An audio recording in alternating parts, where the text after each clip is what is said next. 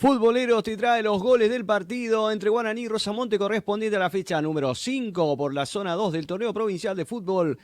Federación Misionera de Fútbol 2025. Aquí vemos los goles. El primer gol viene desde un córner.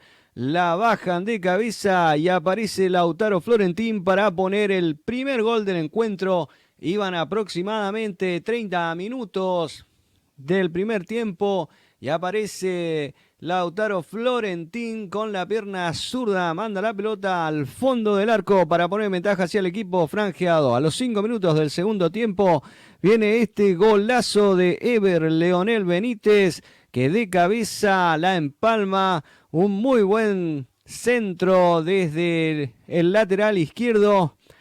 La pelota llegó hasta el arco y nada que hacer para Pablito Sequeira. Así empataba el equipo de Apóstoles sobre el equipo de Guaraní. Luego vendría este centro de Joaquín Machado para la cabeza salvadora de Mauro Gómez, que ponía el segundo gol del encuentro. Y así el equipo de Guaraní se ponía en ventaja por 2-1. Sería el gol del triunfo con el que Guaraní se quedó con la victoria en esta fecha 5 zona 2. Guaraní 2, Rosamonte 1.